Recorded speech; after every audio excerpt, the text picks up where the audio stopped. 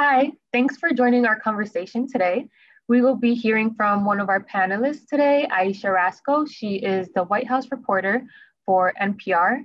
And currently, Ayesha is covering the Biden administration, and she'll be talking to us today on what the post-pandemic recovery looks like and what this means for the Black community who were amongst the hardest hit by the pandemic. So, Ayesha, thank you so much for joining us. Thanks for having me. I'm glad to be here on a weekday and not necessarily a Friday night. I know. It's different, but we're gonna make it work.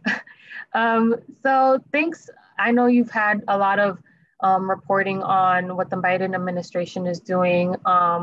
And I guess to start off, the administration is hoping to reach their 200 million vaccine dose goal this month. Is there any data based on your reporting that shows how the Black community and other marginalized groups are doing in terms of vaccination and access? Well, it seems like there has been some issue, and what they say is that the issue really is of access. And when things started out with, talking about the vaccine, there was a lot of talk about that there would be hesitancy in the Black community, other communities of color. What they found is that really the hesitancy in the Black community is not higher than other groups, and that really it's conservative Republican men oftentimes who are some of the people who are most hesitant about getting the vaccine. So the issue is one of making sure that people get access, that making sure that people can get off from work to get a shot and to do things of that nature. So, so they have met some of their goals when it comes to trying to get older people vaccinated. There are a number, they've reached a lot of people, but there are still questions of how you get to those harder to reach populations who may have a harder time getting off work, getting online to make the appointment. A lot of people don't know how to make an appointment. There's so many different ways, and it's different in every state. Yeah, that's an interesting point. And to touch on that, I know you probably know about the mix-up of ingredients with the Johnson & Johnson vaccine. And this vaccine, as you may know, is supposed to be a one-shot dose. It's supposed to be really easy, and was really the ideal vaccine for harder hit communities. So what is going to happen now that, you mentioned a little bit on hesitancy, but what about access now, and how is the administration going to work on addressing this, and will they be as transparent as they need to be?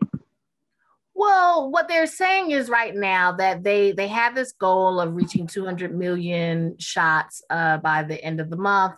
And they're saying that they're still going to be able to do that. Even though Johnson & Johnson, it's one and done, most of the shots that have been given out so far have actually been Moderna and Pfizer. They were approved earlier, obviously, and there have been some difficulties, with production of Johnson & Johnson, and now you have this pause. And so really what they're saying is that they feel like they will be able to, those appointments that were made for Johnson & Johnson, they're trying to get them rescheduled for Pfizer or Moderna, and they think that they are ready with just Pfizer and Moderna to meet the needs or to meet the demand for the vaccine. The administration, though, really is in uncharted territory right now because you have this pause. We don't know how long this pause is going to last. We also don't know when and if the pause is lifted, how people will respond to getting that Johnson & Johnson vaccine. There was already some pushback in some communities that felt like they didn't want to be the ones, the more marginalized communities were saying they didn't want to be the ones just getting the Johnson & Johnson. They felt like they were being singled out for that. So there's a lot that the administration is going to have to work through, and that state governments and others are going to have to work through whenever this pause is up. And I think a lot will depend on how long this pause lasts. Definitely. And in terms of vaccines, we can turn also to the economy, which was a fallout that these communities also had to endure on top of the pandemic. And you recently spoke to Janelle Jones. She's the top economist at the Labor Department, and she's also the first Black woman to hold this position. So I'm curious to see how your conversation went and what efforts is she going to have to address economic disparities, and how she will enforce things that will have like a longer economic recovery with this group. Well, it was very interesting speaking to Janelle. She talked about how before she came into the Biden administration, she had worked at different think tanks, and her work has been focused on racial inequality. And one thing that she had coined this term, Black women best, which basically is just this idea that if Black women are doing well, that means the entire economy is thriving, just because that is the way the economy works. And she said that it doesn't, even though she's a Black woman and she centers Black women in a lot of her thinking, this really could be applied to many different marginalized groups, whether it's disabled people, LGBTQ, Latina women. There are lots of different marginalized groups who this could be applied to. And the idea is that if these marginalized groups only thrive when the entire economy is thriving. So it's not about putting one group above another, but it's about making sure that no one gets left behind. And so she says that that is going to be part of her focus at the Labor Department, looking at empowering employees, looking at empowering workers, and finding ways to make sure. What she said was she will not be satisfied if the economy goes back to where it was in February 2020, that she wants it to be even better, because for many groups, they were still not thriving, even when the economy was doing really well and growing. Yeah. For instance, for Black women, their jobless rate never recovered from the Great Recession until 2018. So even though the economy was doing really well, it wasn't doing really well for Black women. Yeah, so what would be some of the lessons that this new administration could have learned? I know with the COVID-19 relief bill and Biden's infrastructure plan, it seems like they're taking more of an action, but will this determine any lasting change at all? That's really the big question, is how do you take this focus on equity? They talk about equity all the time, and how do you turn that into policy? So some of the things that they are pointing to is like the child tax credit, which will help cut down on the poverty rate for African Americans and other groups, especially African American women. African American children. That this will make a big difference. They point out, the stimulus checks. They point out how they're going to try to have things for caregivers, different policies in place to help.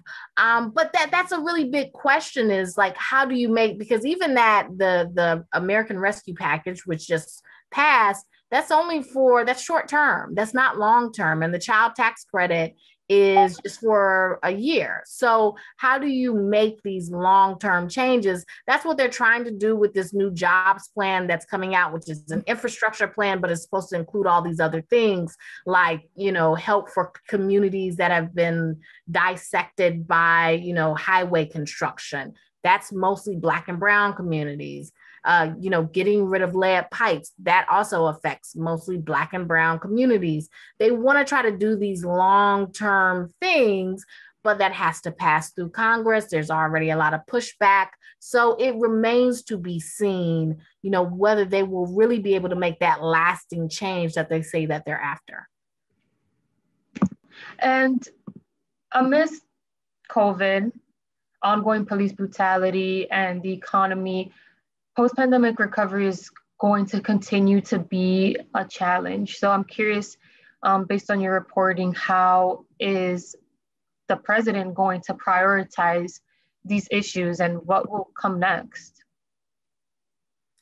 Well, right now they're focused on this, this jobs plan, pushing what they, infrastructure, which they are saying is much more than just, roads and bridges. So they're doing some of that work. They also have, President Biden in his first days in office put forward this racial equity executive order, which is supposed to be each federal agency is supposed to be looking at their policies and to see whether there are things that they can change to address systemic racism. Some of these things are like federal grants and federal loans and how they're distributed, and also, the standards for federal loans. Sometimes those in themselves can be discriminatory, especially when they include, like, if you have a criminal history or things of that nature, that often leaves out a lot of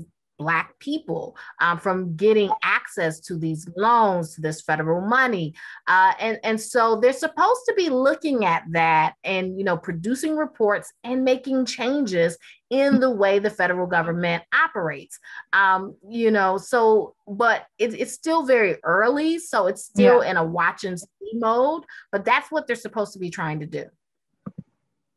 Yeah, so hopefully we see those changes sooner rather than later, but we're going to leave it there. And this was wonderful, Ayesha. Thank you so much for talking with us today and being part of this discussion. And thank you for your reporting. So yeah, Thanks for having me. of course. And to keep up with Washington Week, be sure to follow us on social media or watch full episodes on our website. See you next time.